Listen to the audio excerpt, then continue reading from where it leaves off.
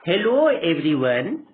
आज हम लोग झारखंड बोर्ड क्लास 11 के भूगोल जियोग्राफी के इम्पोर्टेंट क्वेश्चंस देखने वाले हैं।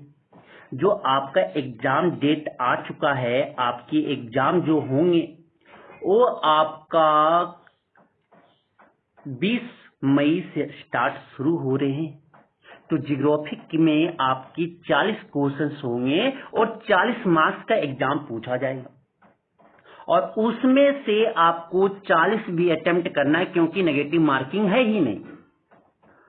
तो आपको ये 40 क्वेश्चंस अटेम्प्ट लेने हैं। उनका मैं कुछ क्वेश्चंस इंपॉर्टेंट लेके आ रहा हूं जो इस बार का मॉडल प्रश्न पत्र आपका जारी किया गया था, उनका सलूशन में यहाँ करने वाले हैं। तो चलिए बिना लेट किए हुए शुरू करते हैं। तो पहला क्वेश्चन जो भूगोल का है वो बोला गया कि अधिवास भूगोल एवं जनसंख्या भूगोल का संबंध किससे है, कि जो सेटलमेंट ज्योग्राफी और पॉपुलेशन ज्योग्राफी जो है वो किससे रिलेटेड है। तो ये जो है आपके ऑप्शन पर्यावरण भूगोल, दूसरा आपके ऑप्शन बी है भौतिक भूगोल, ऑप्शन सी मानव भूगोल, ऑप्शन डी जो है इनमें से कोई नहीं। तो पहला का ऑप्शन जो हो जाएंगे वो आपका सी हो जाएगा, मानव भूगोल हो जाएंगे। क्या हो जाएंगे? मानव भूगोल हो जाएंगे, option C. Next question number दूसरा बोला गया कि प्रारंभिक वायुमंडल में किन तत्वों की अधिकता थी, कि जो आपकी अर्ली एटमॉस्फेयर में किसका एबंडेंट ज्यादा था, किस एलिमेंट का। तो इसके ऑप्शन जो हो जाएंगे आपके दूसरा का जो ऑप्शन ए हाइड्रोजन एवं हीलियम, ऑप्शन बी नाइट्रोजन एवं ऑक्सीजन, ऑप्शन सी आर्गन एवं नियोन और ऑप्शन डी मीथेन एवं कार्बन डाइऑक्साइड। तो प्रारंभिक वायुमंडल में हाइड्रोजन और हीलियम ज्यादा पाए जा रहे थे। ऑप्शन क्या हो जाएंगे? ए हो जाएंगे। ऑप्शन दूसरा का ए हो जाएगा। Next question number third. Question number third आपका बोला गया गुटेनबर्ग असांतत्य किन दो परतों की सीमा को कहते हैं, कि जो गुटेनबर्ग आपकी डिसकंटिन्यूटी को किस दो लेयर के बाउंड्री को हम कहते हैं। तो भूप्रपट्टी और मेंटल और क्रोड, ऑप्शन सी बाह्य क्रोड और आंतरिक क्रोड, ऑप्शन डी इनमें से कोई नहीं। तो ऑप्शन बी, दो आपकी परतों की सीमा को गुटेनबर्ग आपकी डिसकंटिन्यूटी कहते हैं मेंटल और क्रोड की कोर के बीच में।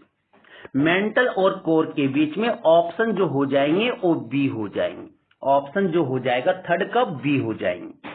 नेक्स्ट क्वेश्चन, अगला क्वेश्चन आपकी स्क्रीन पे, महासागरीय अधस्थल विस्तार सिद्धांत का प्रतिपादन किसने किया। महासागरीय अधस्थल विस्तार सिद्धांत का प्रतिपादन किसने किया।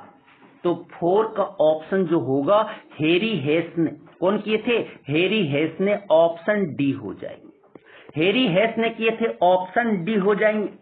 नेक्स्ट क्वेश्चन पांचवा बोला गया आपका कि निम्नलिखित में से कौन सा स्थल रूप पवन के अपरदनात्मक शक्ति द्वारा निर्मित नहीं होता।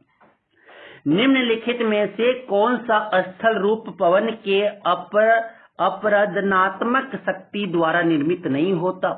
Which of the flowing landform is not formed by the erosional force of wind? तो कौन किसमें नहीं होता। तो 5 का ऑप्शन डी हो जाएगा, बालू का स्तूप, ड्यून। आपके बालू का स्तूप जो है स्थल रूप पवन के अपरदनात्मक शक्ति द्वारा निर्मित नहीं होता है। ऑप्शन डी हो जाएगी। Next question number 6। Question number 6 आपका बोला गया है कि सुनामी शब्द की उत्पत्ति कहां से हुई है।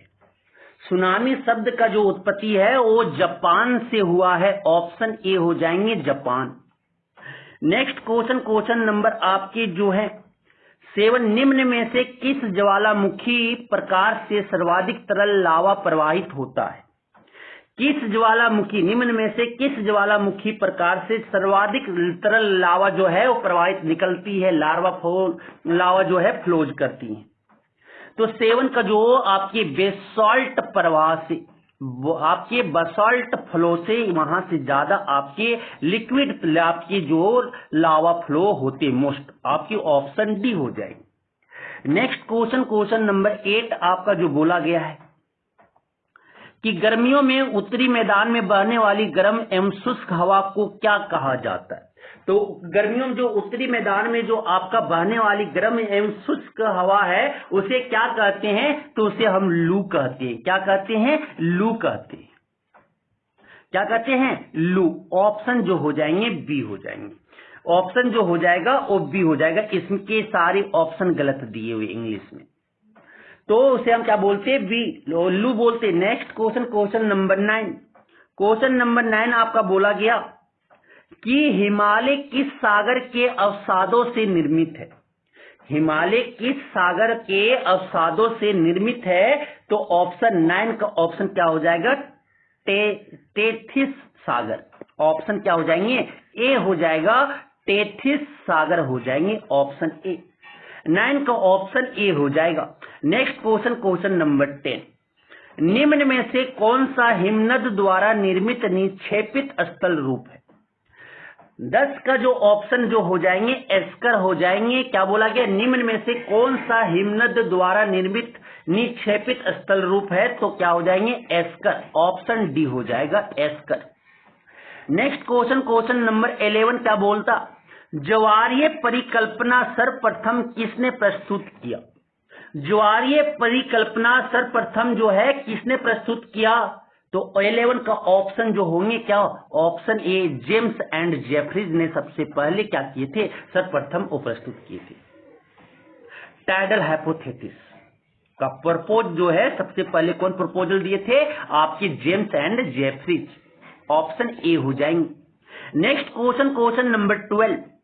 भौमिक प्राकृतिक आपदा के अंतर्गत निम्नलिखित में से किसे सम्मिलित कर सकते हैं कि which of the flowing can be included under terrestrial natural disaster? किसको सम्मिलित किया जा सकता है, तो 12 का ऑप्शन जो हो जाएंगे ऑप्शन सी, भूस्खलन को। ऑप्शन सी, भूस्खलन, लैंडस्लाइड को। Next question, question number 13। Question number 13 बोला गया 13 का बोला गया आपदा प्रबंधन अधिनियम कब पारित किया गया? कि जो आपका डिजास्टर मैनेजमेंट एक्ट जो कब पास किए गए? 2005 में। ऑप्शन बी, 2005 में, 2005 में आपका आपदा प्रबंधन अधिनियम पास किया गया। नेक्स्ट क्वेश्चन, क्वेश्चन आपकी 14। भारत का प्रथम जीवमंडल निचय कौन है? भारत का जो आपके फर्स्ट बायोस्फीयर आपकी जो रिजर्व ऑफ इंडिया है वो कौन है? तो 14 का ऑप्शन जो नीलगिरी। नीलगिरी आपके ऑप्शन हो जाएंगे, ऑप्शन डी सही आपका उत्तर है। नेक्स्ट क्वेश्चन, क्वेश्चन नंबर 15 बोला गया चंदन किस प्रकार के वन में पाए जाते हैं? जो सैंडलवुड है वो किस टाइप के फॉरेस्ट में पाया जाता है? तो ये आपके पर्णपाती वन में पाए जाते हैं। कौन वन में? आपके डेसिडियोस फॉरेस्ट में पाए जाते हैं, पर्णपाती वन में पाए जाते हैं। ऑप्शन सी हो जाएंगे। नेक्स्ट क्वेश्चन, क्वेश्चन नंबर 16 बोला गया निम्नलिखित में से किन पहाड़ियों में चेरापूंजी और मासिन राम स्थित है? निम्नलिखित में से किन पहाड़ियों में चेरापूंजी और मासिन राम स्थित है? तो ऑप्शन ए होगा, खासी पहाड़ियों में। ऑप्शन ए हो जाएंगे। नेक्स्ट क्वेश्चन आपके बोले गए हैं निम्न में से कहां महाद्वीपीयता अनुभव की जाती है? तो 17 के ऑप्शन डी हरियाणा हो जाएंगे। क्या हो जाएंगे? Haryana, option D. Next question, question number 18। इनमें से कौन सा कथन पारद्वीपीय नदी के बारे में सही है? इनमें से कौन सा कथन पारद्वीपीय नदी के बारे में सही है? तो आपके क्या पारद्वीपीय नदी एक सुनिश्चित मार्ग पर चलती है? सही है। इन नदियों का प्रभाव मानसून की बारिश पर निर्भर करता है? सही है। या नदियां 12मासी नहीं है? सही है। उपयुक्त में से सभी इसके आंसर सही है। क्या हो जाएंगे? ऑप्शन डी हो जाएंगे 18 का। Next question, question number 19। Gandhi Sagar बांध किस नदी पर बनाया गया है? गांधी सागर डैम जो है वो किस रिवर पे बिल्ड किया गया है? तो चंबल नदी पे। चंबल रिवर पे किया गया है, ऑप्शन ए हो जाएंगे। नेक्स्ट क्वेश्चन, क्वेश्चन नंबर 20 बोला गया क्या कि भारत में कोयला उत्पन्न करने वाला संरचना कौन सा है, कि भारत में जो कोयला उत्पन्न करने वाला संरचना है वो कौन सा है, तो धारवाड़ है। क्या है, धारवाड़, ऑप्शन ए हो जाएंगे। 20 का ऑप्शन ए हो जाएगा, Dharwad. Next question, question number 21 जो आपके हैं कि महाराष्ट्र पश्चिम घाट को किस नाम से जाना जाता है, महाराष्ट्र पश्चिम घाट को किस नाम से जाना जाता है, तो क्या हो जाएंगे, सह्याद्री नाम से जाना जाता है, ऑप्शन ए हो जाएंगे। Next question, question number 22 Himalaya निम्नलिखित में से किसका उदाहरण है, हिमालय जो है निम्नलिखित में से किसका एग्जाम्पल है, उदाहरण है, आपके नवीन वलित पर्वतमाला, न्यूली फॉर्म्ड माउंटेन का, ऑप्शन क्या हो जाएंगे, ए हो जाएंगे। नेक्स्ट क्वेश्चन, क्वेश्चन नंबर 23 पाक जल डमरू मध्य किन के बीच स्थित है, पाक जल डमरू जो है मध्य वो किन के बीच स्थित है, तो ये हमें बताना है, तो मन्नार की खाड़ी और बंगाल की खाड़ी के बीच में स्थित है, ऑप्शन क्या हो जाएंगे, बी हो जाएंगे। गल्फ ऑफ मन्नार और आपके बे ऑफ बंगाल के बीच में आपके पाक जल डमरू स्थित है सर, ऑप्शन बी हो जाएंगे। नेक्स्ट क्वेश्चन जो आपकी next question, question number 24 Indira Gandhi national park कहाँ स्थित है, इंदिरा गांधी नेशनल पार्क जो है आपकी इंदिरा गांधी नेशनल पार्क वो कहाँ पे लोकेटेड है, तो पश्चिमी घाट पे स्थित है, वेस्टर्न घाट इन इंडिया जो वहां पे क्या है स्थित है सर। नेक्स्ट क्वेश्चन तरंगों में जल की गति, तरंगों में जल की गति होती है, तरंगों में जो है आपके वेव्स मूवमेंट ऑफ वाटर, जो वेव्स में आपकी मूवमेंट ऑफ वाटर क्या कैसे होती है, किस तरह का होती है, तो आपके गोलाकार होता है, चक्रवात कुछ इस तरह से पानी में घूमता है ना वेव में, क्या हो जाएगा, सर्कुलर होता है, गोलाकार, ऑप्शन सी हो जाएंगे। नेक्स्ट क्वेश्चन, क्वेश्चन नंबर 26 आपका बोला गया सागरीय जल की औसत लवणता कितना पीपीटी है, कि व्हाट इज द एवरेज आपकी सोलिनिटी जो है आपका नम्यता लवणता जो है ओशियन वाटर में वो कितना पीपीटी है, पार्ट पर ट्रिलियन कितना है सर, बताना है। तो 26 के जो आपके आंसर होगा वो आपका 35 पीपीटी है, कितना है 35 पीपीटी, ऑप्शन बी हो जाएंगे, 26 का ऑप्शन बी हो जाएंगे। नेक्स्ट क्वेश्चन, क्वेश्चन नंबर 27 आपका बोला गया उच्चतम लवणता वाला वान झील किस देश में स्थित है, उच्चतम लवणता वाला वान झील किस देश में स्थित है, तो 27 का ऑप्शन क्या हो जाएगा, तुर्की में स्थित है, तुर्की, ऑप्शन सी हो जाएंगे। नेक्स्ट क्वेश्चन, क्वेश्चन नंबर 28 आपका बोला गया क्योटो प्रोटोकॉल की उद्घोषणा कब की गई थी, when was the Kyoto protocol promulgated, कब आपका किया गया था, तो ऑप्शन ए होंगे 1997 में किया गया था। नेक्स्ट क्वेश्चन, क्वेश्चन नंबर 29 आपका बोला गया निम्न में से कहां सबसे लंबा दिन और रात होता है, निम्न में से आपके which of the flowing has the longest day and night, सबसे लंबा दिन और लंबा रात होता है, वो आपके ध्रुव पे पोल पे आपका सबसे लंबा दिन और सबसे लंबा रात होते हैं, ऑप्शन क्या हो जाएगा, डी हो जाएंगे। नेक्स्ट क्वेश्चन, क्वेश्चन नंबर 30 क्या बोलते हैं, अगला क्वेश्चन आपकी स्क्रीन पे, संतृप्त वायु किस दिशा में संतृप्त नहीं रहेगी, संतृप्त वायु किस दिशा में संतृप्त नहीं रहेगी, कि in which condition the saturated air will not remain saturated, किस कंडीशन में किस आपके दिशा में संतृप्त वायु जो है संतृप्त नहीं रहेगी, तो आपके तापमान के बढ़ने पर वो संतृप्त नहीं रहेगा, ऑप्शन क्या हो जाएंगे, सी हो जाए। नेक्स्ट क्वेश्चन, क्वेश्चन नंबर आपकी 31 तो एक चैनल पे अगर आप नए हो, वीडियो को अच्छा लग रहा है तो आप चैनल को सब्सक्राइब कर दें और अपने दोस्तों के साथ शेयर कर दें। ये वीडियो को लाइक जरूर करें, ज्यादा से ज्यादा लाइक करें, जिससे हमें मोटिवेट मिलेगा और हम इस तरह का वीडियो आपके साथ लाता रहे। चलते हैं नेक्स्ट क्वेश्चन की ओर। 31, पच्छाब बादल की ऊंचाई औसतन कितनी होती है?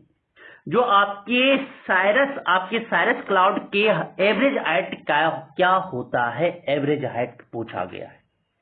तो ये आपके 8000 से 12000 मीटर के बीच में होता है। क्या हो जाएंगे? ऑप्शन सी हो जाएंगे। 31 का ऑप्शन सी हो जाएंगे। 32 आपके जो हो जाएंगे, समदाब रेखाएं यदि दूर दूर हो तो वैसे क्षेत्र में दाब प्रवणता कैसी होती है? समदाब रेखाएं यदि दूर दूर हो तो वैसे क्षेत्र में दाब प्रवणता कैसी होती है? तो ऑप्शन क्या हो जाएंगे? बी, कम होते हैं। क्या होते हैं? कम होते हैं।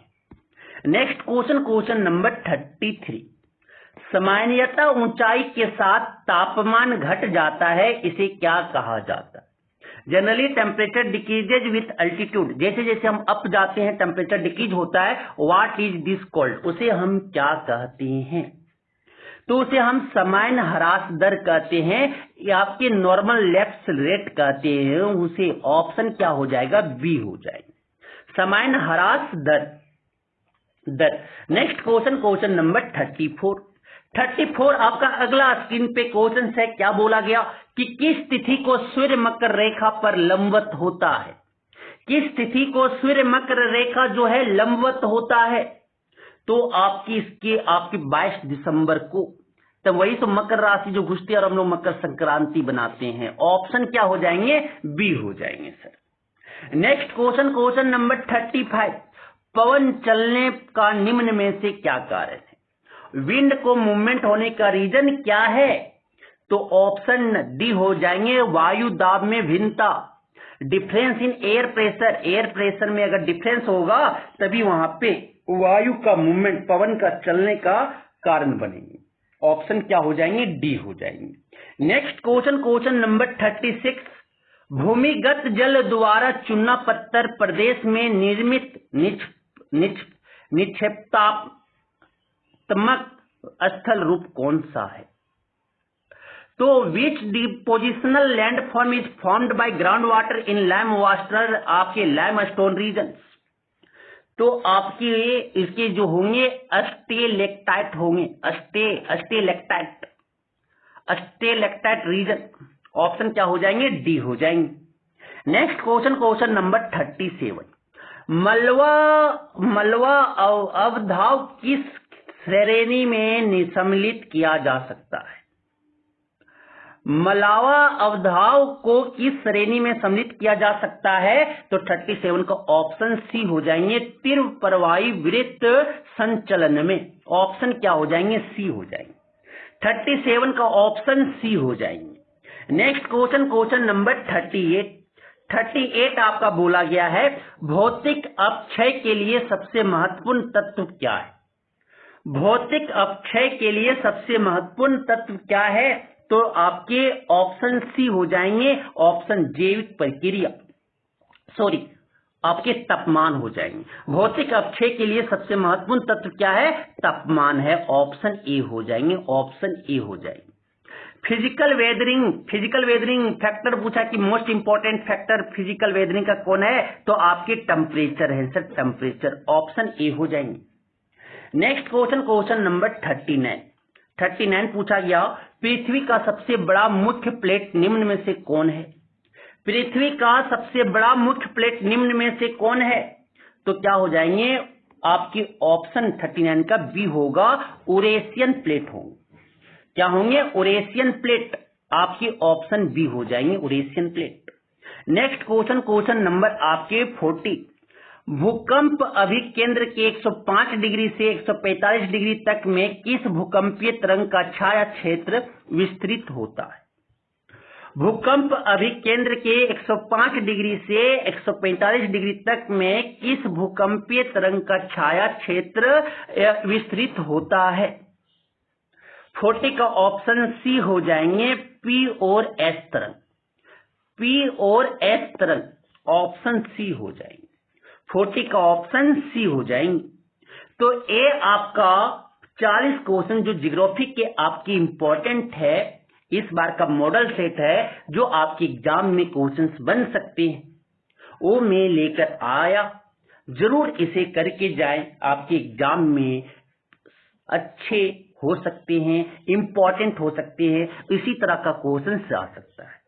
अगर आप इस चैनल पे नए हो तो चैनल को जरूर सब्सक्राइब करें और अपने दोस्तों के साथ अवश्य शेयर करें और इस वीडियो को ज्यादा से ज्यादा लाइक करें।